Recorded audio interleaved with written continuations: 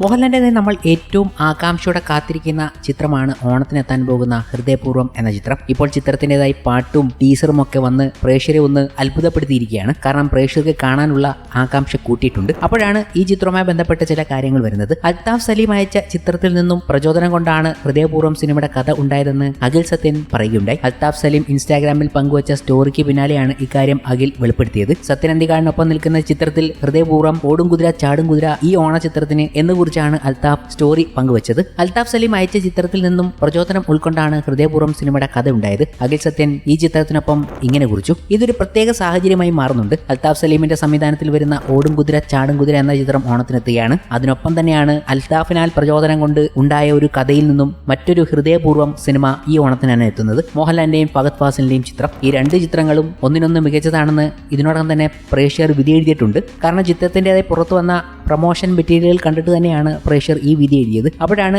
ഇവർ ഒന്നിച്ചിട്ടുള്ള ചിത്രം പങ്കുവച്ചുകൊണ്ട് ഇങ്ങനെ ഒരു കാര്യം പറഞ്ഞതും. അഖിൽ സത്യൻ ഈ ചിത്രത്തിനൊപ്പം ഇങ്ങനെ കുറിച്ചപ്പോൾ പ്രേക്ഷകർക്കും ആകാംക്ഷയായി. മുൻപ് അഖിൽ സത്യൻ സംവിധാനം ചെയ്ത പാച്ചുവും അത്ഭുത വിളക്കും എന്ന സിനിമയിൽ അൽത്താഫ് അഭിനയിച്ചിരുന്നു. കൂടാതെ ഈ വരുന്ന ഓണത്തിന് റിലീസാകുന്ന 2 സിനിമകളും തനിക്ക് പ്രിയപ്പെട്ടതാണെന്നും അൽത്താഫ് അറിയിച്ചു. സത്യൻ അന്തിക്കാടും മോഹൻലാലും ഒന്നിക്കുന്ന 20ാമത്തെ ചിത്രമാണ് ഹൃദയപൂർവ്വം. അതേസമയം അൽത്താഫ് സലീം സംവിധാനം ചെയ്യുന്ന ഫഹദ് ഫാസിൽ ചിത്രം ഓടും കുതിര ചാടും കുതിര ഓഗസ്റ്റ് 29 തിയേറ്ററിലേക്ക് എത്തും. ഹൃദയപൂർവ്വം ഓഗസ്റ്റ് 28-നും. അൽത്താഫ് സലീമിന്റെ ആദ്യ സംവിധാനത്തിലെത്തിയ ചിത്രമാണ് ഞണ്ടുകളുടെ നാട്ടിൽ ഒരിടവേള. ഒരു ഗംഭീര ചിത്രമായിരുന്നു. അതിനുശേഷമാണ് ഓടും കുതിര ചാടും കുതിര എന്ന ഫഹദ് ഫാസിൽ ചിത്രവുമായി എത്തുന്നത്. ഇതും ആ ഗണത്തിൽപ്പെടുത്താവുന്ന ഒരു മികച്ച എന്റർടൈനർ ആയിരിക്കുമെന്ന് തന്നെ പറയാം. എന്നാൽ എന്റർടൈൻമെന്റിനൊപ്പം ഒരു സീരിയസ് വിഷയം സംസാരിക്കുന്ന ചിത്രമായിരുന്നു ഞണ്ടുകളുടെ നാട്ടിൽ ഒരിടവേള. അതുപോലെ തന്നെ ഓടും കുതിര ചാടും കുതിര എന്ന ചിത്രത്തെയും സമീപിക്കാമെന്നും പ്രേക്ഷകർ വിലയിരുത്തുന്നുണ്ട്. ഇങ്ങനെ നിൽക്കുമ്പോൾ നിവിൻ പോളി എന്ന താരത്തെക്കുറിച്ചും സംസാരിക്കേണ്ട സമയമായി. കാരണം അദ്ദേഹത്തിന്റെ ഡിയർ സ്റ്റുഡന്റ് എന്ന ചിത്രത്തിന്റെ ഒരു ടീസർ കഴിഞ്ഞ ദിവസം പുറത്തു വന്നിരുന്നു. വലിയ അഭിപ്രായം നേടുന്നതിനൊപ്പം തന്നെ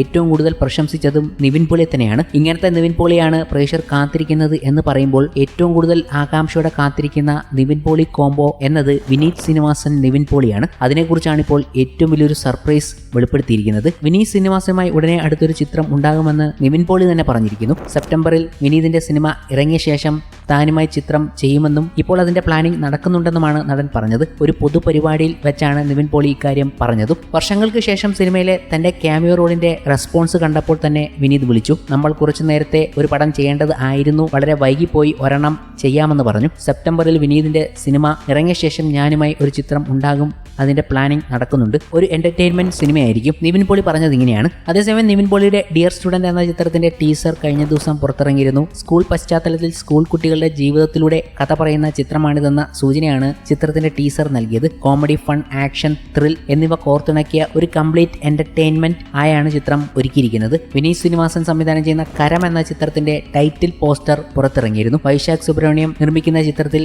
നോബിൾ തോമസ് ബാബു ആണ് നായകനായി എത്തുന്നത്. നോബിൾ തന്നെയാണ് ചിത്രത്തിന്റെ രചനയും നിർവഹിച്ചിരിക്കുന്നത്.